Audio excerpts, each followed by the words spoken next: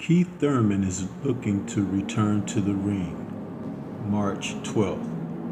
And amidst a time of inactivity, the opponent that he has selected, Brock Jarvis, in Australia, leaves the question, why? So let's talk about Thurman's return to the ring against Australian Brock Jarvis.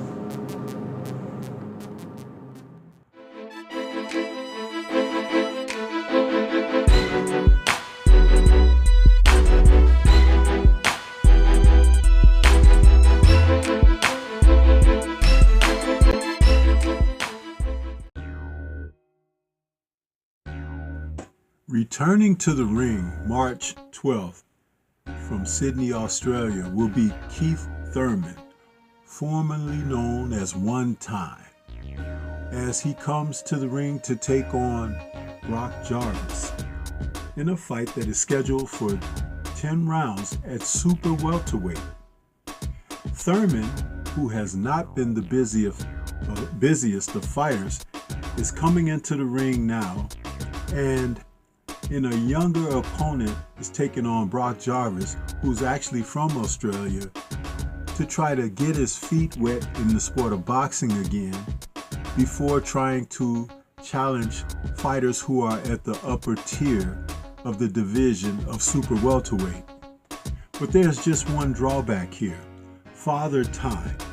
Father Time is undefeated, and Keith Thurman, who is now 36 years of age, will be entering this bout with his record of 30-1, 22 KOs against Brock Jarvis's record of 22-1 with 20 KOs.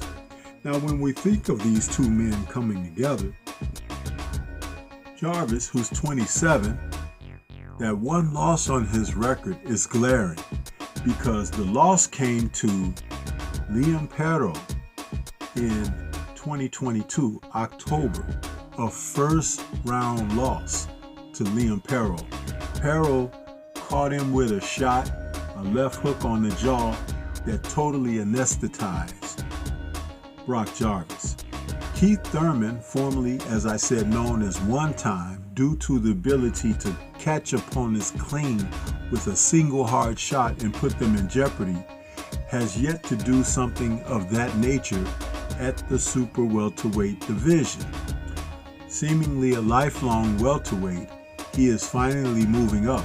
When he was supposed to face Tim Tszyu last year in an opportunity to challenge for Tszyu's title at that time, but ended up having to pull out due to an injury. But prior to that, his last fight was in 2022, February, against Mario Barrios. And he got a unanimous decision before that and faced Manny Pacquiao in 2019. So you can see that Keith Thurman, though he's had injuries, though he's had the opportunity to come back and get into the mix, has opted not to do so. The fight with Jarvis is going to do one thing: to chip at some ring rust. But one thing about the younger fighter in Jarvis, his hand speed is pretty decent. He has a solid jab. He's strong, but he doesn't have head movement. He telegraphs his punches, and he's very robotic. Overall, because of what Liam Perro was able to do, and knowing that Thurman is a bigger, stronger guy than we've known him to be, he could catch Jarvis the same way as Perro did and put Jarvis in peril. But Father Time has a way of showing and rearing his ugly head. It would be almost disgraceful for Thurman to go over to Australia only to be handled as cannon fodder for a young, up-and-coming club fighter, is what I would refer to Jarvis as. Don't mean disrespect, but he's not an elite class fighter, but he's a younger man. And that can also show its ugly head in this fight. Thurman has had injuries.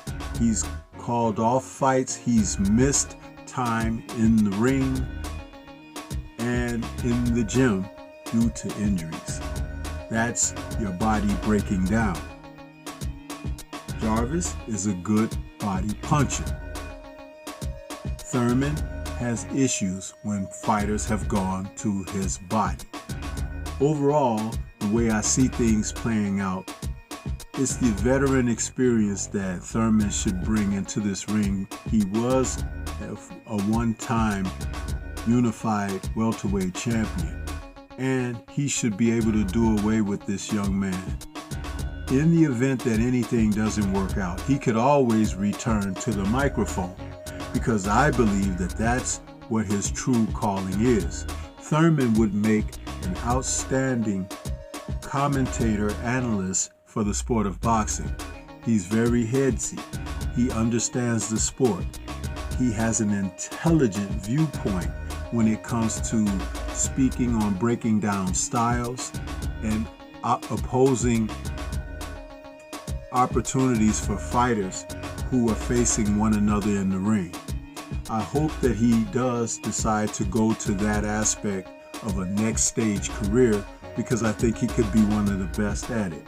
But presently, he's still in the ring as an active fighter, even though he hasn't been as active as he needs to be. I expect Thurman to come out victorious with a unanimous decision over Brock Jarvis, unless Jarvis makes some terrible mistakes. But what do you think? This is Stormy B Man. Shout out to the mighty LDBC and Liberated Perspective, a third eye view of the world. For more content such as this, please like, comment, subscribe, and share. Peace to everyone out there, and everyone please remain safe.